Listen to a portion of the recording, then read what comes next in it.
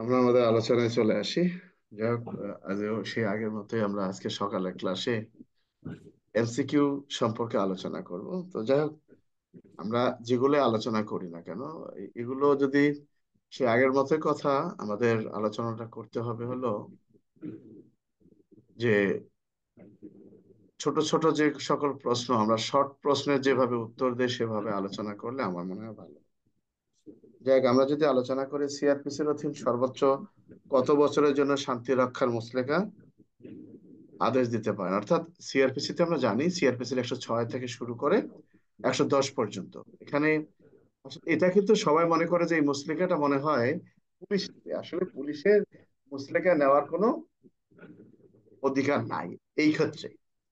তো যেমন যদি কখনো প্রশ্ন আসে যে আহ আমলযোগ্য অপরাধ নিবারণ কল্পে পুলিশ কি ব্যবস্থা গ্রহণ করতে পারে, তো অনেক গাইডালাররা বিভিন্ন সময় যারা বই লেখে তারা মনে করে পুলিশ যদি এই ব্যবস্থা নেয়, অর্থাৎ মুচলেকা নেয় 106 থেকে 10 পর্যন্ত, সেটাতেও নাকি আমলযোগ্য অপরাধ নিবারণ করা যায়।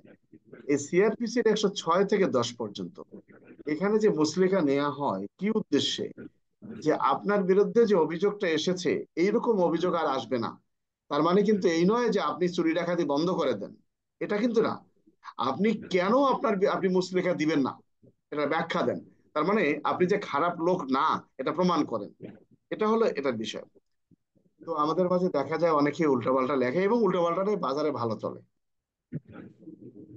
যেমন একটা প্রশ্ন আসছে, এই প্রশ্নটা তোমাদের জন্য গুরুত্বপূর্ণ, এটা এটিএস এর প্রশ্ন, যে মুক্তিপ্রাপ্ত আসামি, মুক্তিপ্রাপ্ত কোনো আসামি যদি আইনের বিধান লঙ্ঘন করেন, সেক্ষেত্রে পুলিশ অফিসারের করণীয় কি? মুক্তিপ্রাপ্ত আসামি, আচ্ছা, এই মুক্তিপ্রাপ্ত আসামি যদি আইনের বিধান লঙ্ঘন করেন, পুলিশ অফিসারের করণীয় কি?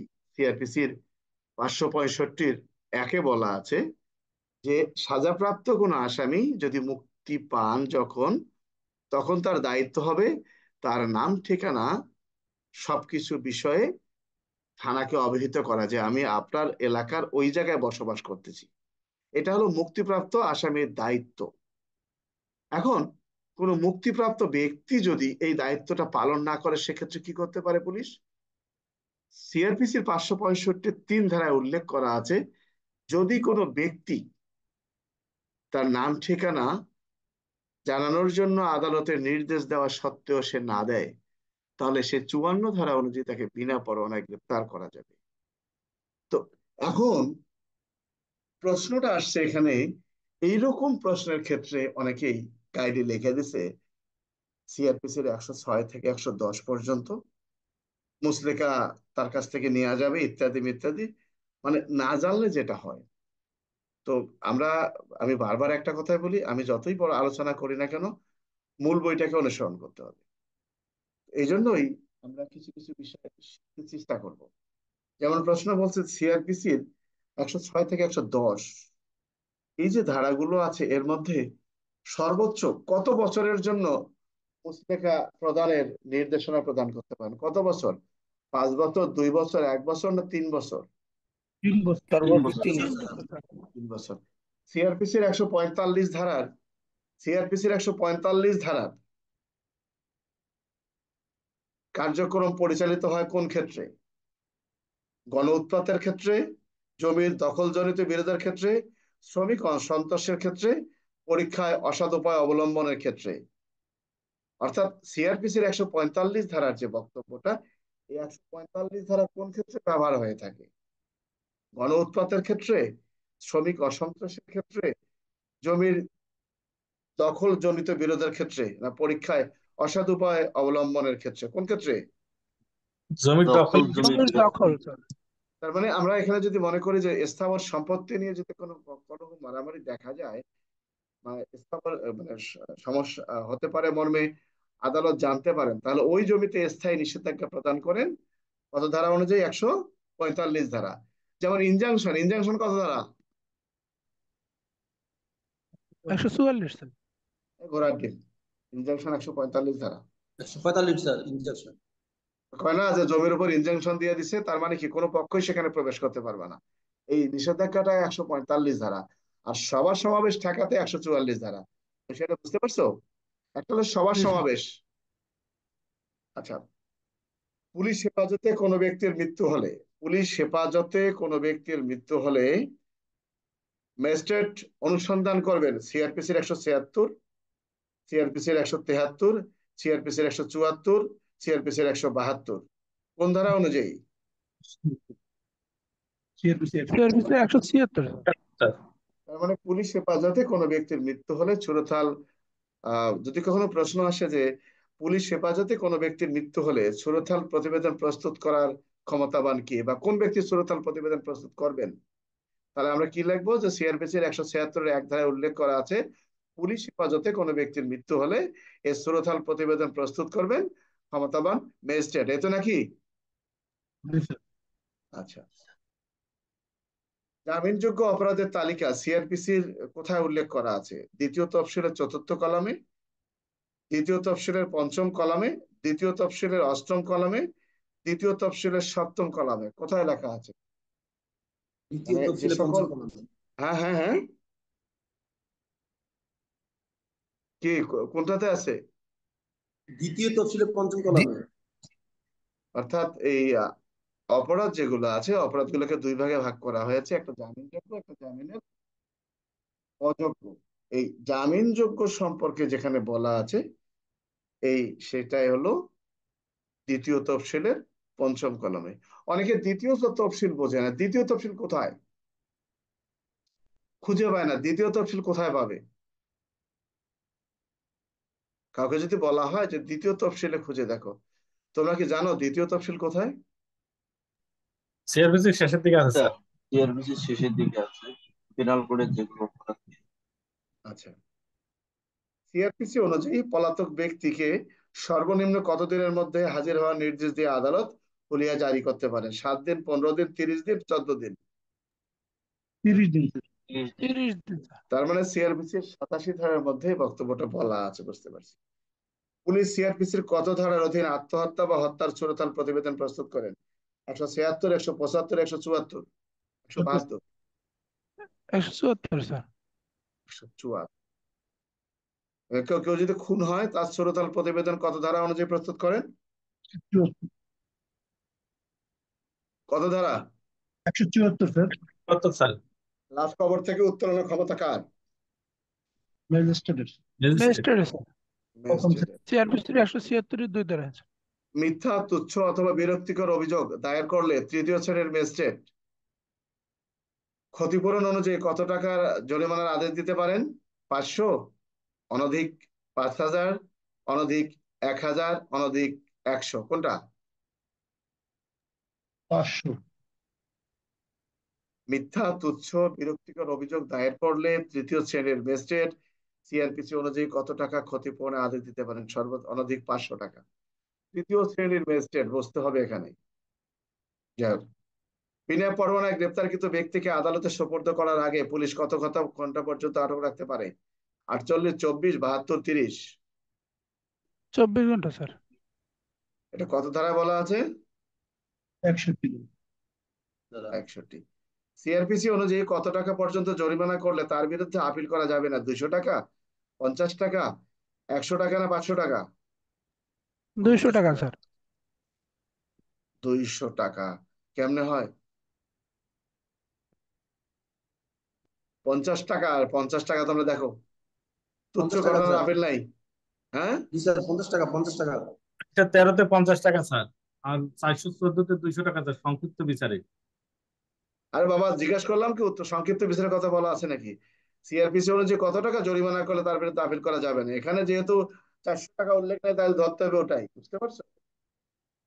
এমসিকিউ বোঝার সিস্টেম কি? 412 তে 50 টাকা। শোনো, এমসিকিউ সিস্টেম, এমসিকিউ বোঝার সিস্টেম কি লেখা আছে?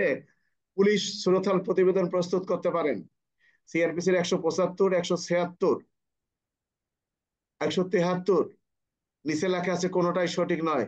তোমাকে বুঝতে হবে এখানে যেহেতু যেগুলো ধারা আছে একটাও ঠিক নাই, দেখতে হবে কোনোটাই সঠিক না। এখানে যেহেতু 400 টাকার কথা বলে নাই, তোমাকে বুঝতে হবে যে এখানে ওই ধারাটা আসবে না। বিষয়টা বোঝা গেছে আইনুল? জি স্যার। এই জিনিসগুলো বুঝবা। আসামির অনুপস্থিতিতে আদালত বিচার কার্যক্রম পরিচালনা করার প্রয়োজন মনে করলে কমপক্ষে কটি পত্রিকায় বিজ্ঞপ্তি প্রদান করবেন? দুইটি পত্রিকা। দুটি দুইটি। বাংলা দৈনিক পত্রিকা, বহুল প্রচলিত দৈনিক পত্রিকা।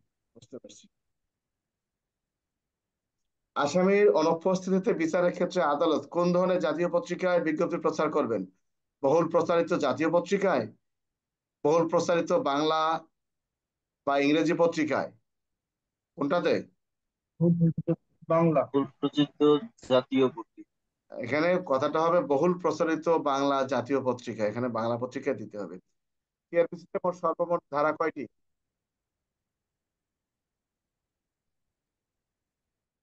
565। 565টি। গ্রেপ্তারি পরোয়ানা বলবৎ থাকে, গ্রেপ্তারি পরোয়ানা বলবৎ থাকে প্রদানকারী আদালত বাতিল না করা পর্যন্ত, পরোয়ানাটি কার্যকর না করা পর্যন্ত কোনটি সঠিক না। ক এবং খ। এবং খ। এবং ক এবং খ।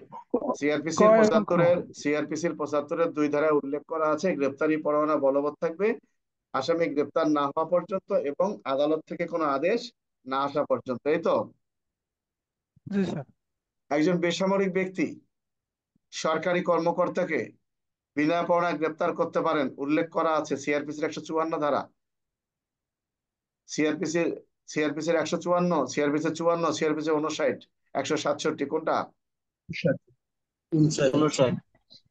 অর্থাৎ সিআরপিসির 59 ধারায় উল্লেখ করা আছে জনসাধারণ, অপর জনসাধারণ বলতে যে কোনো ব্যক্তিকে বিনা পরোয়ানায় গ্রেপ্তার করতে পারেন যদি কিনা তার সম্মুখে কেউ আমলযোগ্য কোনো অপরাধ করেন, জামিনের অযোগ্য অপরাধ করেন, এই তো নাকি? জি স্যার। আচ্ছা। পাবলিক প্রসিকিউটর মামলা প্রত্যাহার করার ক্ষমতাবান উল্লেখ করা আছে সিআরপিসির 492, 248, 247, 494। 494। একটা প্রশ্ন আসছিল, মামলা প্রত্যাহারের ফল আসছিল না? জি স্যার। মামলা প্রত্যাহার কে করতে পারেন? Public prosecutor. পাবলিক প্রসিকিউটর পারেন। কিভাবে পারেন? আদালতের অনুমতি নিয়ে পারেন, এই তো নাকি? কয়টা মামলা পারেন? এক বা একাধিক। আর এই জন্য আন্দোলনটা বেশি আছে যে আমরা ক্ষমতায় আসলে এই মামলা তো রাজনৈতিক ভাবে সব প্রত্যাহার করেই দিবে, বোঝা নাই? কাজে মারো পুলিশ, সে যে মামলায় হোক।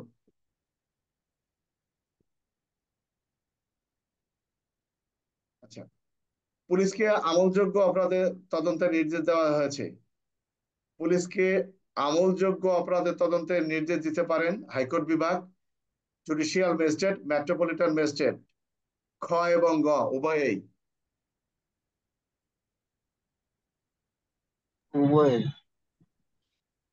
অর্থাৎ এই আমলযোগ্য অপরাধ যদি আমলযোগ্য অপরাধের সংবাদ যদি আদালতে অভিযোগ কেউ আদালতে কেউ যদি নালিশ করেন, এই নালিশটি তদন্তের জন্য পুলিশের নিকট প্রেরণ করতে পারেন, জুডিশিয়াল ম্যাজিস্ট্রেটও পারবেন, আবার মেট্রোপলিটন ম্যাজিস্ট্রেটও পারবেন। যাই হোক, পুলিশ ডায়েরির কথা উল্লেখ করা আছে সিআরপিসির কত ধারায়? 172, 377, 174, 167 কততে? সিআরপিসি 172। 72। 172 স্যার। শোনো, পুলিশ ডায়েরি মানে কিন্তু জেনারেল ডায়েরি নয়, পুলিশ ডায়েরি মানে কিন্তু কেস ডায়েরি, এটা জানো তো? জি স্যার। জি জি স্যার। স্যার। এই জন্য আদালত কিন্তু বলে পুলিশ ডায়েরি তলব করা হোক, তার মানে আবার কিন্তু ওই এরকম বিভিন্ন মামলায় পুলিশের ডায়েরি তলব করা হোক বলেই যে স্যার পুলিশ ডায়েরি তলব করা হোক, কারণ আগামীকালকে ডায়েরি তলব করা হোক, কেন তুমি কিভাবে তাকে মামলার সম্পৃক্ত করলাম। তো সেক্ষেত্রে দেখা যেতে পারে তুমি যদি আবার ওই জেনারেল ডায়েরি পাঠাও তাহলে কিন্তু ভুল হবে। Police diary. আচ্ছা, তদন্ত কে করে থাকেন? ম্যাজিস্ট্রেট, বেসরকারি ব্যক্তি, পুলিশ কিংবা নির্বাহী ম্যাজিস্ট্রেট, কে তদন্ত করেন? পুলিশ। তদন্ত করার ক্ষমতাবান কে? পুলিশ। সঠিক উত্তর পুলিশ। পুলিশ কিন্তু ম্যাজিস্ট্রেট স্যার। না, নির্বাহী ম্যাজিস্ট্রেট তদন্ত করতে পারেন না, তারা করবেন অনুসন্ধান।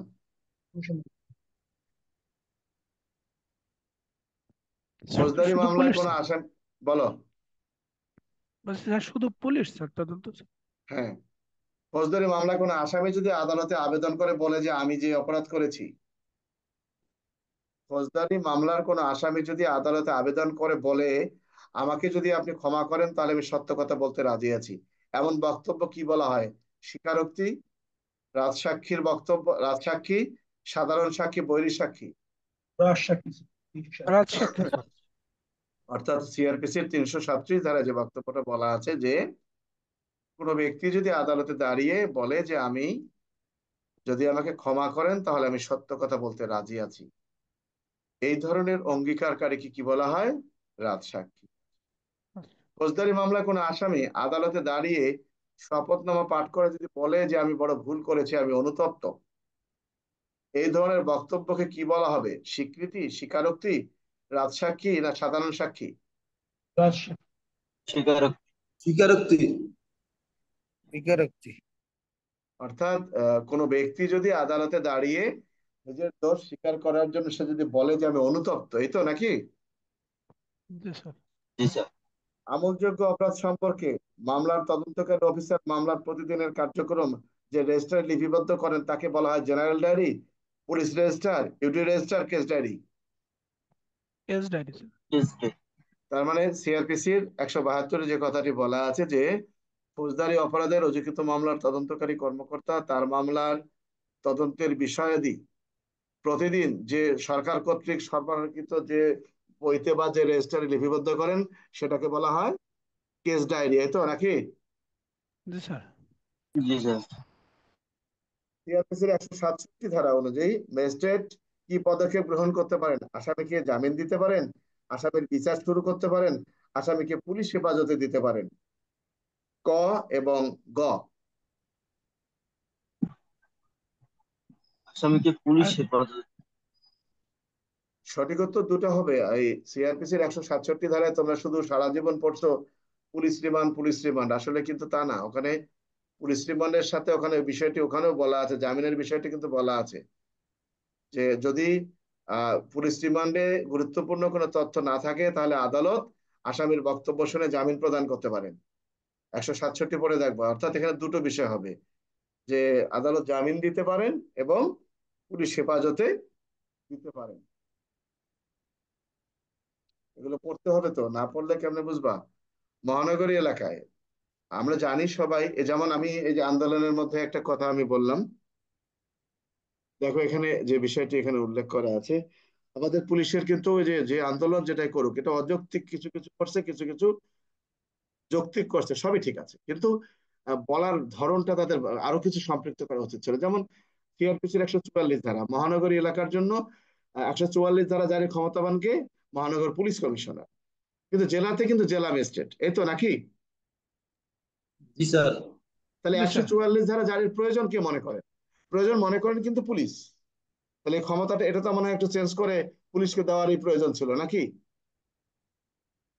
হ্যাঁ, জেলাতে স্যার পুলিশ সুপারের দায়িত্বটা থাকা উচিত ছিল। আচ্ছা, এরপরে যেমন আছে স্যার যেমন 144 তো, স্যার 144 তো মেট্রো এলাকায় প্রযোজ্য নয়। ধর মিয়া ঘোড়ার ডিম কেন বলছো না, কে বলছে তোমারে? স্যার একশো ওখানে তো লেখা আছে। ওই সেম ক্যাটাগরি করতে পারবেন, মহানগরী এলাকার জন্য পুলিশ কমিশনার পারবেন। 144 ধারার যে কার্যক্রম ওই কার্যক্রমটাই পরিচালনা করতে পারবেন মহানগর পুলিশ কমিশনার। বুঝতে পারছো? সিআরপিসির জি দিকে স্যার। 144 প্রযোজ্য নয়। 144 কাদের জন্য প্রযোজ্য? ম্যাজিস্ট্রেট পারবেন না, কিন্তু পুলিশ টিকে পারবে, মহানগর পুলিশ কমিশনার। যেমন তুমি যদি এখন দেখো যে সিআরপিসির 129 ধারা, 129 ধারার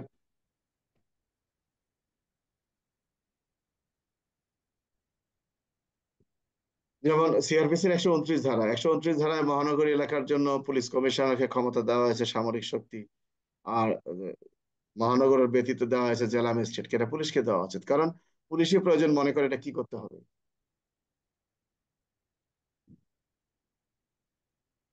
যাই হোক, আমলযোগ্য অপরাধ সম্পর্কে কার্যবিধির নিম্নের কোনটি এজাহার বা এফআইআর এর জন্য প্রযোজ্য?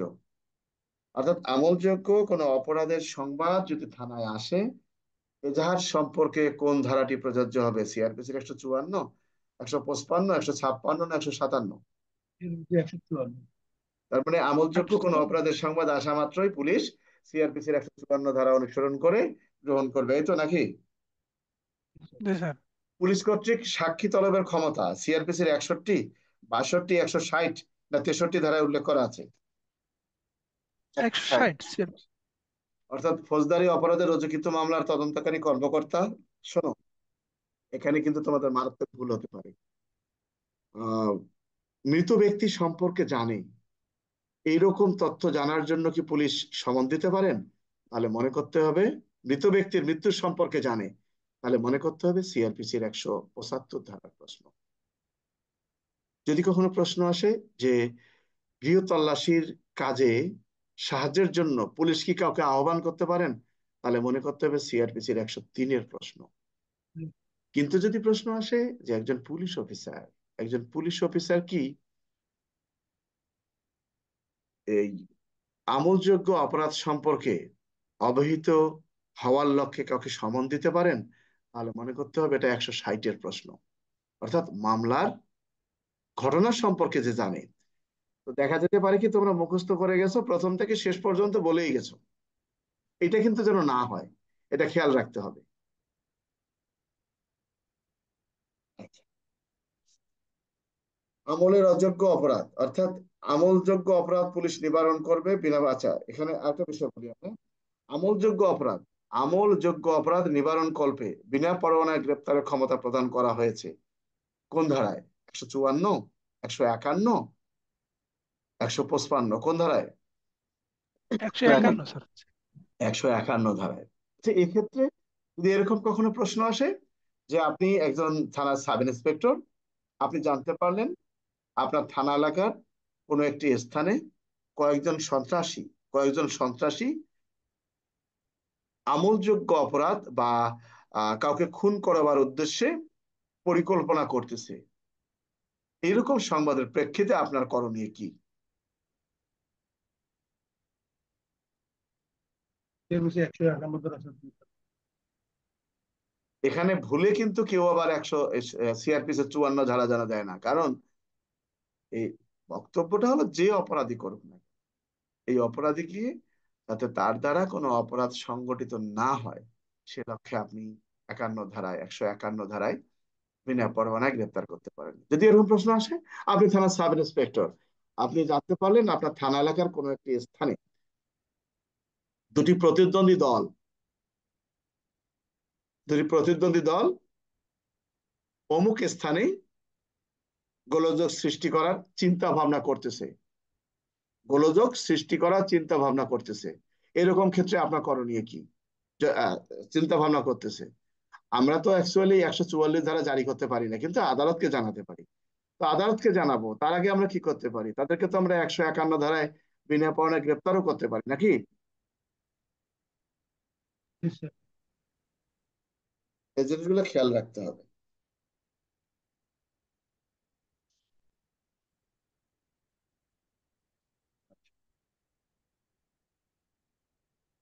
বেআইনি সমাবেশে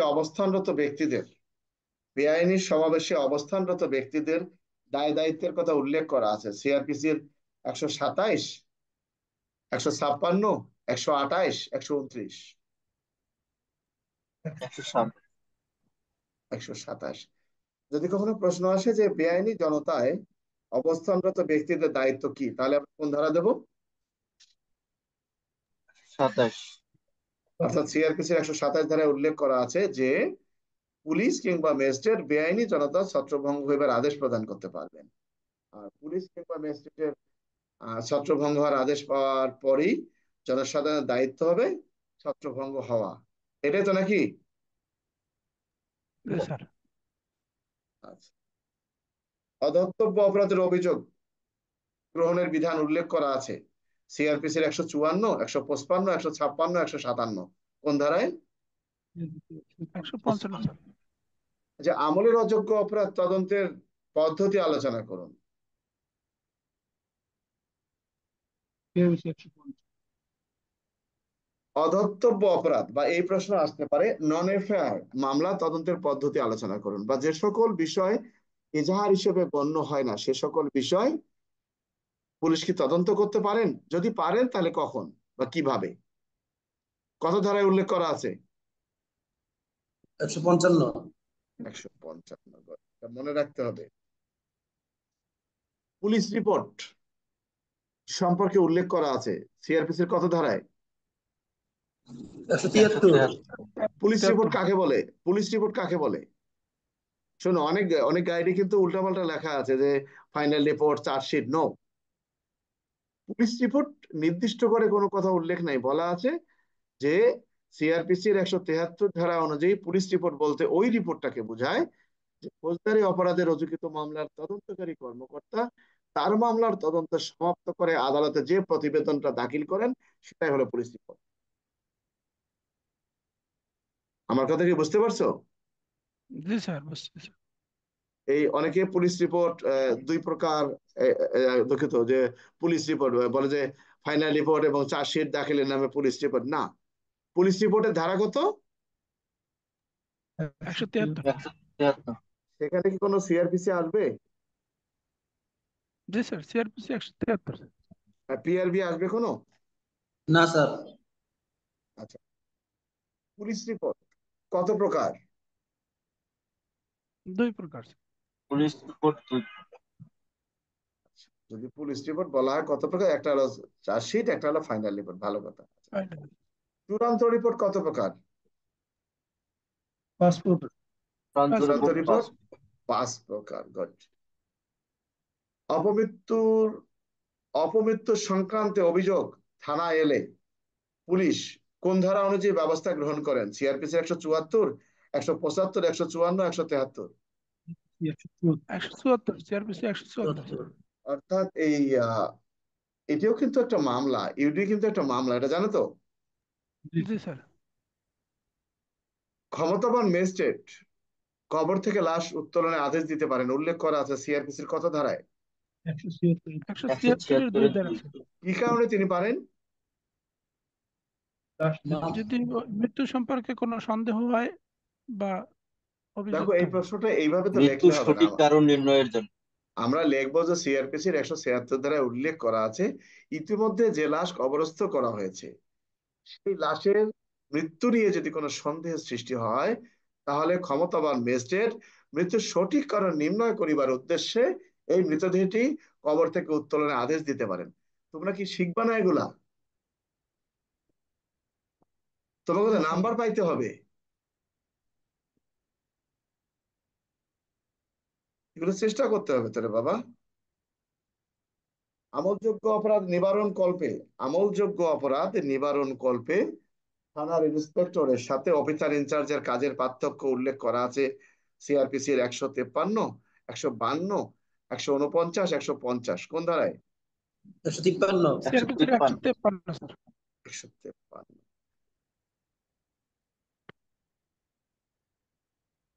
আচ্ছা, আদালতে সাক্ষী হাজির করার ক্ষেত্রে সাক্ষীর মুচলেখা নেওয়া যাবে, উল্লেখ করা আছে কত ধারায়?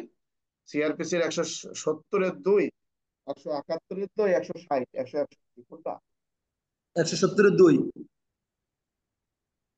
রুহুল, তুমি কি ওই যে দ্রুত বিচারের মামলা তদন্ত করছো? আমি স্যার একটা করছি, দুইটা চাকু ছিল। যাক, সাক্ষীর কিন্তু ওখানে নেওয়া যায়। যাক, পুলিশ আর কিছু টাকা পুলিশকে ছিল স্যার। জনসাধারণ সাহায্য করতে বাধ্য। অনুরূপভাবে জনসাধারণকে সাহায্য করতে বাধ্য উল্লেখ করা আছে সিআরপিসির কত ধারায়? 43 ধারা স্যার। 43 দ্বারা। 43 জন।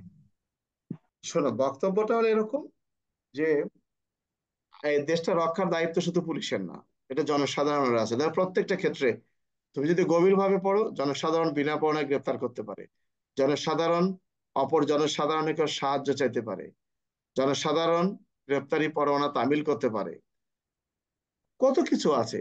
শুধু দেশ রক্ষার দায়িত্ব কি পুলিশের উপর? না স্যার। আজকে আমরা বাংলা সিনেমার নায়কের চেয়ে খারাপ হয়ে গেছি।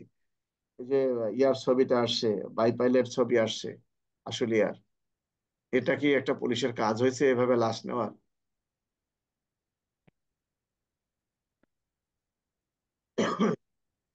মূলত ঘটনা যেটা ঘটছে, যতটুকু সম্ভব যেটা আমরা ধারণা করতে পারছি, স্যার পদত্যাগের পর আশুলিয়া থানায় অ্যাটাক করছিল। স্যার হ্যাঁ, এই লাশগুলা পুলিশ ভ্যানে উঠানোর পরে যদি তাৎক্ষণিক বা একদিন পরে হইলেও যদি তারা ওইখানে থাকতো, হাসপাতালে নিয়ে যাইতো, তাহলে তো আমাদের কাজটা সঠিক ছিল, এরা আইনগত তো ছিল। না, এখানে ওই সময় সিচুয়েশনটা ছিল না, তোমাদের বলারও কিছু নাই। এগুলো আশুলিয়া থানার সামনের ঘটনা। যখন যাত্রাবাড়ি থানাতে দাউ দাউ করে আগুন জ্বলতেছে সরকার পদত্যাগের পর, আশুলিয়া থানাকে অ্যাটাক করছে।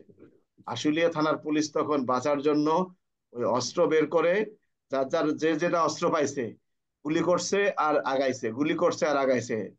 এরপরে ওরা থানার থেকে এসে ওইভাবে এসে ওরা সাভার ক্যান্টনমেন্টে ঢুকে পড়ছে, আশ্রয় নিচ্ছে, বুঝতে পারছো? তা এরপরে তো আর ক্যান্টনমেন্ট থেকে তো বাড়ানোর সুযোগ পায় নাই। ওই যেগুলো আছে ওই ওই সময়ের ঘটনা এগুলো,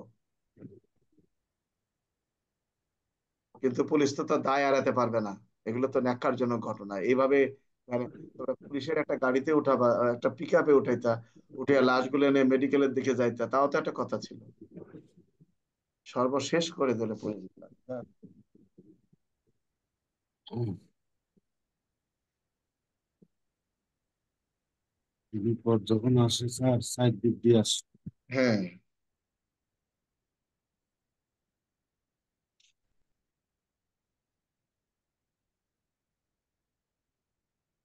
আমলযোগ্য অপরাধ নিবারণ কল্পে পুলিশ কি ব্যবস্থা গ্রহণ করতে পারেন?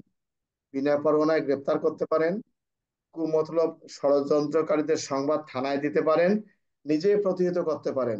উপরের সবগুলো। পুরো সবগুলো। পুরো সবগুলো সব। আচ্ছা, সিআরপিসির 173 ধারা অনুযায়ী চূড়ান্ত রিপোর্ট সত্য দাখিল করতে হয় কখন?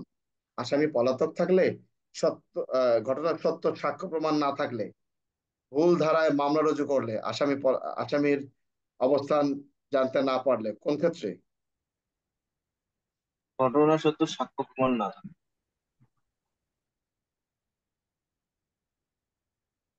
অর্থাৎ ঘটনাটি সত্য কিন্তু সাক্ষ্য প্রমাণ নেই, এটাই তো নাকি? আচ্ছা, আসামির অনুপস্থিতিতে বিচার পদ্ধতি সম্পর্কে উল্লেখ করা আছে সিআরপিসির 339-এর খ, 339-এর খ, 340, 338 কোন ধারায়? 339। 339 আচ্ছা, আসামির যদি কখনো প্রশ্ন আসে, আমি একটা কথা বলি তোমাদের, এই যে এই জন্যই কিন্তু এমসিকিউটা একটু আলোচনা করতে হয়। প্রশ্ন উঠছে যে আসামির অনুপস্থিতিতে বিচার পদ্ধতি আলোচনা করুন, অর্থাৎ আসামি নাই, আসামি পলাতক, এটা কিন্তু জানে না, যারা থানায় চাকরি করে নাই তারা ব্যতীত জানতে পারবে না। তো থানায় চাকরি করতে গেলে অবশ্যই সাব ইন্সপেক্টর পদমর্যাদার ব্যক্তি হইতে হবে। যেরকম থানায় একটা মনে করো যে ডাকাতি মামলা বা চুরি মামলা হলো, আসামি 5 জন, আসামি 5 জনের মধ্যে একজন কোর্টে হাজির হয়েছে, সারেন্ডার করছে, 2 জন পুলিশ গ্রেপ্তার করে আদালতে পাঠাইছে, আর থাকে 2 জন। দেখা গেল এই 2 জনের বিরুদ্ধেও অভিযোগ প্রমাণিত হয়েছে, তখন পুলিশ চার্জশিট দেওয়ার সময় লেখে এই আসামি গ্রেপ্তার করে এই তারিখে পাঠানো হয়েছে, এই আসামি আদালতে আত্মসমর্পণ করে জামিনে আছে, এই আসামি বরাবর পলাতক আছে, এই বরাবর পলাতক আসামিদের বিরুদ্ধে WP&A ইস্যু করিতে মর্জি হয়। তারপর আদালতে চার্জশিট গ্রহণ করবে, তখন আসামির বিরুদ্ধে আদালত এই হলিয়া এবং প্রকি পরোয়ানা, গ্রেপ্তারি পরোয়ানা সবকিছু পর্যায়ক্রমে ইস্যু করবেন। এখন আসামি এই পর্যন্ত হাজির হয় নাই, তো এখন প্রকৃতপক্ষে এই আসামি সেই আসামি কিনা, আসলে এই ব্যক্তি অপরাধী কিনা, এই পুলিশ সঠিকভাবে তদন্ত করে রিপোর্ট দিল কিনা, এটা জানার জন্য, এবং আসামির নামে যে মামলা হয়েছে আসামি অবগত আছে কিনা, পরবর্তীতে যেন সে চ্যালেঞ্জ করতে না পারে, সেই জন্য এই কাজটি করতে হয়। আর সিআরপিসির এই জন্য 339-এর এখানে একে যেটা কথা বলা আছে যে, যে আসামি একবার জামিন নিয়েছেন বা পুলিশ কর্তৃক গ্রেপ্তার হয়েছেন, সেক্ষেত্রে 339-এর খ প্রযোজ্য নয়। এটা কিন্তু অনেকে জানে না, যে এটা যদি এরকম প্রশ্ন থাকে যে, যে আসামি একবার আদালতে হাজির হয়ে বরাবর পলাতক আছেন, তার অনুপস্থিতিতে বিচার কার্য পরিচালনা করা যায় কি, সেখানে কিন্তু তোমার ওই পত্রিকায় বিজ্ঞাপন টিজ্ঞাপন দেওয়ার কোনো সুযোগ নাই, এটা জানো তো? জি স্যার। হুলিয়া কখন ইস্যু হয়? যে আসামি আদালতে হাজির হয়ে জামিন নিয়েছে তার? না স্যার, যে আসামি আদালতে হাজির হয় নাই এবং এগুলা পুলিশকে এগুলা অনেকেই জিজ্ঞাসাবাদ জানে না, অর্থাৎ এ পর্যন্ত পাওয়া যায়নি সেটাই। একই মামলায় একজন আসামিকে সিআরপিসি অনুযায়ী কতদিন পর্যন্ত ক্ষমতাবান ম্যাজিস্ট্রেট পুলিশ রিমান্ড মঞ্জুর করতে পারেন? সর্বোচ্চ 15 দিন। কত ধারায় উল্লেখ করা আছে? 167। ফৌজদারি 67। কার্যবিধির 167। সিআরপিসি অনুযায়ী ফৌজদারি অপরাধে রুজুকৃত মামলার তদন্ত সমাপ্ত করতে হবে উল্লেখ কতদিনের মধ্যে? 120 দিন, 160 দিন, 125 দিন, 190 দিন? 120 দিন স্যার। 20 দিন। কত ধারায় উল্লেখ করা আছে? 167। 167 ক্লোজ সঠিক। হ্যাঁ, 167 উল্লেখ করা আছে। বাদী কর্তৃক নারাজির আবেদন সিআরপিসির কোন ধারায় উল্লেখ করা আছে? 173, 202, 203, কোনটি সঠিক নয়? কোনটাই সঠিক। কে? আরে কেমনে বললা তুমি? অন্যরা তো ধারা দেওয়া আছে, তাই না? তাহলে স্যার এটা আমি সঠিক জানি না। নারাজির কোনো ধারা নেই, জেনে রাখবা। নারাজি দাখিলের কোনো ধারা নাই, এটা মনে রাখবা। নারাজির কোনো ধারা নেই। জি স্যার। সিআরপিসি অনুযায়ী জুডিশিয়াল ইনকোয়ারির কথা উল্লেখ করা আছে কোন ধারায়? 202, 201, 203? জুডিশিয়াল ইনকোয়ারি সিআরপিসির 202 ধারায় উল্লেখ করা আছে। ম্যাজিস্ট্রেট কেস ডায়েরি আদালতে তলব করতে পারেন কোন উদ্দেশ্যে? তদন্তের জন্য, দেখার জন্য, বিচারের জন্য? কোনটা? বিচারের জন্য। বিচারের জন্য। টোটাল রিপোর্ট কে প্রস্তুত করবেন? ম্যাজিস্ট্রেট, পুলিশ, ডাক্তার, আইনজীবী? কে করবেন? পুলিশ। পুলিশ। পুলিশ। আর এখানে যদি কথাটা উল্লেখ করা থাকতো পুলিশ হেফাজতে মৃত্যু হলে ছোড়তাল কি করবেন, তাহলে কি হতো? ম্যাজিস্ট্রেট। এই জিনিসটা বুঝতে হবে। পুলিশ কিসের কিসের জন্য মানুষকে সমন দিতে পারেন? তদন্তের জন্য, বিচারের জন্য, অনুসন্ধানের জন্য? তদন্তের। অনুসন্ধান। অনুসন্ধানের জন্য।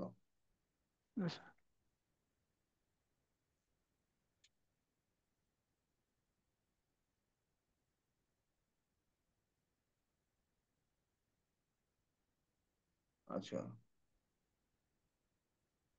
একটা জিনিস, হেবিয়াস কর্পাস এটা জানো কি? 491। হ্যাঁ, সিআরপিসি। এটার মানেটা হলো খুবই কঠিন। মানে কিরকম? উচ্চতর আদালত যে কোনো বিষয় সম্পর্কে অবহিত করার জন্য সংশ্লিষ্ট ব্যক্তিদেরকে নোটিশ প্রদান করতে পারে, হেভিয়াস কর্পাস। যাক, জামিনদার অব্যাহতি প্রয়োজন নাই আমাদের।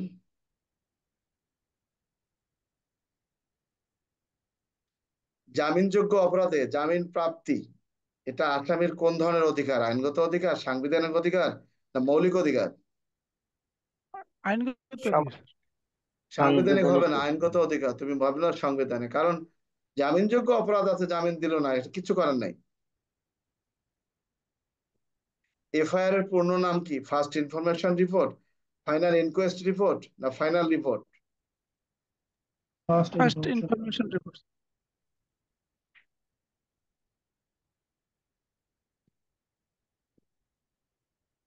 যে আসামি আমলযোগ্য অপরাধে অভিযুক্ত হয়ে পলাতক আছে, আচ্ছা এটা তো নাও। ফৌজদারি আদালত কত প্রকার? 1 প্রকার, 2 প্রকার, 3 প্রকার, না 5 প্রকার? 2 প্রকার। 2 প্রকার। আচ্ছা, বুঝলাম।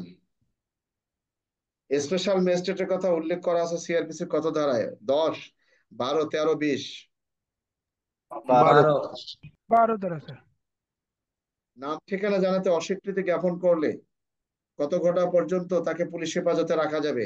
20 ঘন্টা, 48 ঘন্টা, 24 ঘন্টা? আর যতক্ষণ 24 পরিচয় ঘন্টা। পাওয়া যাবে না? 24 ঘন্টা। 24 ঘন্টা। গ্রেপ্তারকৃত ব্যক্তিকে পুলিশ কিভাবে অব্যাহতি দিতে পারে? নিজ মুচলেকায়, জামিনে, ম্যাজিস্ট্রেটের আদেশে, ঘর সবগুলো। সবগুলো সবগুলো স্যার। কত ধারা উল্লেখ করা আছে? 63 ধারায় 63 স্যার।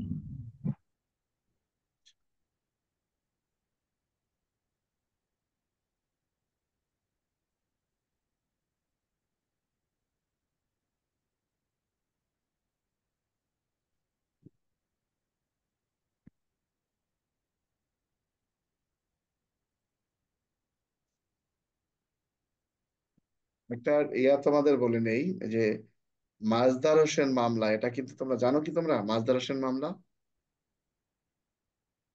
না স্যার, আমি জানি না স্যার। এটা হলো একজন পাবলিক, তার নাম আমরা আজকে এই পর্যন্ত আলোচনা করব। আজকে তারিখ হলো 2 না? জি স্যার। একজন পাবলিক, সে একটা মামলা করেছিল হাইকোর্টে, যে বিচার বিভাগ আলাদা হতে হবে। তার নাম ছিল মাজদার হোসেন। পরবর্তীতে তার আবেদনের প্রেক্ষিতেই মামলাটা বিচার বিভাগ আলাদা হয়ে গেছে, মাজদার হোসেন মামলা। তো যেমন আগে তো এই তোমার ম্যাজিস্ট্রেট কোর্টের বিচার করতো কে? জেলা ম্যাজিস্ট্রেটরা। তো অ্যাকচুয়ালি তো এখানে এটা ঠিক হয় নাই, এটা যে যতই বলো। কারণ জেলা ম্যাজিস্ট্রেট যারা ছিলেন তারা তো লয়ের স্টুডেন্ট। একটা হলো আইন বিষয়ে পড়াশোনা করে ম্যাজিস্ট্রেসি করা, আর একটা হলো অন্যান্য সাবজেক্টে বিসিএস পাশ করে ম্যাজিস্ট্রেসি করা, দুটো কিন্তু এক না। কি? জি স্যার। জি স্যার। এটাই সে আবেদন করেছিল, যে লয়ের স্টুডেন্ট ব্যতীত কেউ বিচারক হতে পারবে না।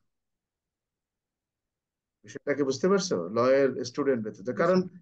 তারা আইনগুলো সবকিছু জানে। এটা হলো মাজদার হোসেন মামলা। যাই হোক, তোমাদের কি বলার আছে বলো।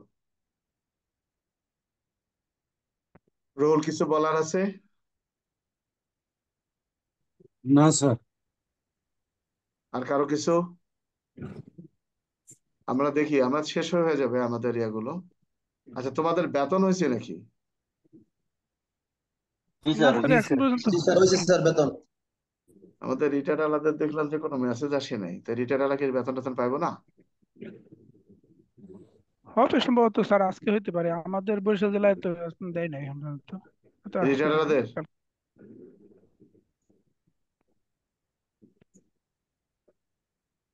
রিটায়ার্ড আলাগো কোনো কিছুই আসলো না। দেখা যাক আজকে কি আসে। জি স্যার, আজকে দিন অপেক্ষা করা। না আবার সরকার মনে করে যে রিটায়ার্ডের কোনো বেতনের প্রয়োজন নাই। যাক, তোমাদের কিছু হ্যাঁ, বলার এরকম আছে? আদেশ তো আসে না। তোমাদের কিছু বলার আছে? না স্যার, না বলার স্যার। বলার শেষ নাই, আস্তে আস্তে। যাক, ভালো থাকো। আর যে কথাটা বলছি, এই যে আহ আস্তে আস্তে সব দিকেই সমস্যা দেখা দিবে। খুব সাবধানে চাকরি বাকরি করতে হবে। ভালো থাকো সবাই। ধন্যবাদ। জি স্যার। আসসালামু আলাইকুম স্যার।